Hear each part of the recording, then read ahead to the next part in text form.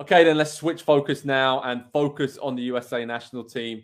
Let's give them a grade, Nick, based on their performance in Qatar, overall vibes of the program where they are at right now. Obviously, recapping how they crashed out against the Netherlands. Wingbacks destroyed them, Denzel Dumfries and Daley Blind. The Dutch just worked it out perfectly to have that spare man arriving and finished off a few big chances. Pulisic missed a big chance. They gave themselves a chance with 15 minutes to go when they made it 2-1 through Haji Wright. But in all honesty, they kind of just lost it in the first half, like you said before, and it was a huge uphill task for them. And maybe did the US just show a little bit of naivety as being the youngest side left in the tournament? That lack of experience at a knockout situation really seemed why they were knocked out of this tournament. Yeah, I think that's fair. And I think it's totally fair for them to act like the youngest side in the tournament when they are the youngest side in the tournament, right? So there's a lot that you can accept out of that performance. I mean, my grade, Joe, is probably remains a B, which is what my grade was in the group stage. ELO ratings, FIFA, overall perception, where the program should be, even after missing a World Cup, rather comically or tragically, or both, right? Just a few years ago, they should get out of this group every time. In fact, as I told you, I think it should have been easier. And when I look to this game, I just think they were beat. And we'll talk about the manager a little bit later, because it's either A, we're not producing enough depth in the United States, or B, Greg Berhalter didn't trust the adequate depth that he did have on his bench. Because I think with Dest and even Robinson a little bit, the reason they struggled today, the reason that Adams or Musa might have looked a little off it, is when I put together the minutes of the men who played in this tournament, there were a lot of them that were reaching up near 350, 360. And that tells you you're playing every minute of a tournament that started, how long has it been? The day after Thanksgiving, barely over 2 weeks, not even. Yeah, barely over 2 weeks. So, I just think they were tired. I think they ran out of gas at what was arguably the time they were supposed to run out of gas, expectations wise. Yeah, I think you're right there. That squad depth issue has really come back to bite them, I think, a little bit. You see all the big nations at the World Cup, they've already been rotating throughout this tournament, and US really haven't done that, have they, at all? So I think they just ran out of gas, like you said, and also just haven't had that clinical finisher. And I think that's just a bit demoralizing when you keep creating chances, keep winning the ball back, and then they aren't putting it away. And this has been a problem for nearly a decade now, I guess, even since, Donovan and Dempsey were dominating and Altidore took over for a little while, but then obviously he went out of the program pretty quickly. And they've never really had anybody since the 2014 World Cup to put the ball in the back of the net. And I'd argue even slightly before that as well. So it's not a new issue, but I think tactically it was a bit of a problem, which we're going to talk about. So did you think? Grade, go ahead. Oh, no, this will fit into your grade, I think, because did you think they looked better in the second half, or was it just me getting, wanting Gio Reyna to play for 3 straight games and finally seeing him and then wanting to pick out positives? Did you think they looked better with him? I think they did, and I think they looked better with Haji Wright up top as well. And in hindsight, I think they probably should have started Haji Wright, and he would have stretched the defense around, given Van Dijk and Ake and Timber, who was excellent, a lot more problems, and moved around the Dutch defense, because, as you said, Jesus Ferreira, to chuck him into that game for his first World Cup minutes was pretty bonkers, to be honest. His first minutes at all since October 24th. Why do you think it? I mean, he ran hard. I mean, he pressed well at some times, but there were a couple times the ball comes in behind from Dest and there's no one at the front post to try and flick it on. That's just sharpness. Yeah, it's also the rest of the attack falters because of that, because even when Josh Sargent, not prolific by any stretch of the imagination, but against Iran, he was making runs, and then Tim Weah knew the runs he was making, and so did Pulisic, and they were making runs behind him and just off him, and it was all gelling a lot better and looking a lot slicker in attack. But yeah, I think that lack of a clinical finisher will always be kind of a downgrade on the US, and will stop them going to this next level of a World Cup quarterfinals or a semi-finals. But I'm going to go B-.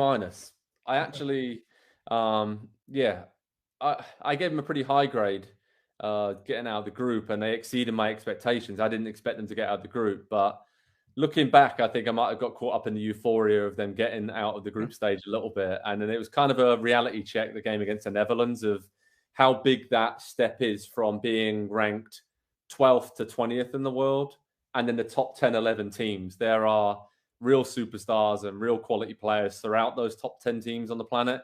That can just hurt you.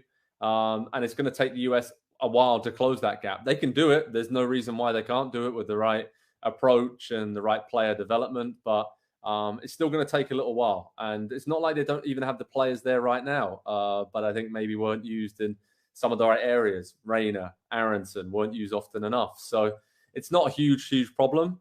But I think it's the issue we see a lot during, a 4-year cycle of the World Cup where a team just misses out. And then it's how do you bridge that gap to being among the elite who are really challenging to win the World Cup. But for you, I mean, what worked well? And we focused on a lot of the negatives, but what worked really well for the US during this tournament? And I guess you said they kind of were bang on what you expected, right? It didn't really exceed expectations. This was a team that performed pretty much as they should have. Yeah, listen, it's a really likable group. And I think unlike in the past when you could point to a player who didn't play well, and maybe he was also, I don't know, super arrogant or something you didn't like about him. So this is really difficult for me to say about what didn't work for them. I thought, although we had some moments, just a down tournament altogether for Weston McKennie. I thought he worked hard, but I thought he found himself pushing a little too often because he was still building back towards fitness. Yeah. And frankly, I don't want to say they would have deserved a win against England, but he missed a huge chance to put the U.S. ahead, and maybe that would have snapped England to life, and then missed another chance late. So I think they were a forward. They were McKennie, who I think was at maybe his B-. If he's at a B+, maybe they're still playing. So it's not really a shot against him as not being good enough or that I wouldn't have started him and that was the wrong call. But this is, the margins are very, very fine at this level. And there have been games where his exuberance, not just for the U.S., but with Juve as well, have taken his team to another level because of that passion. And you can tell the group moves with him. Adams is the steady, he's fiery, but he's the steady presence. And Pulisic is the, I don't want to say temperamental, but the kind of electric guy. But McKennie is the fire in the belly. And I just think he was a little bit off today and the rest of the tournament. Yeah, I agree with that. And I also think in terms of what did work well, though, defensively, I know it's weird to say after losing 3-1, but for most of the tournament, they were really, really good. And Tim Ream coming in, centre-back was excellent. His partnership with Anthony Robinson, Sergino Dest, again, not really today, but over the tournament. Matt Turner in goal for the most part as well. I thought a couple of scary moments with his feet, but did okay. Yeah, Zimmerman, take out the penalty, Joe, and maybe a couple errant passes because it's still not his best skill. But I actually thought he was pretty good. Yeah, and Carter Vickers coming in is a good backup and a good option to have in certain games. So I think defensively, like the big issue we had before this tournament was who's going to play at centre-back and who's going to be the central striker. And we figured out one of those. I don't know. Longevity-wise, obviously, Tim Ream hasn't got many more years left in the tank, so I don't think he's going to be around for the next World Cup. But there's some players there, Carter Vickers, obviously Zimmerman. Let's see how long he goes as well. Chris Richards.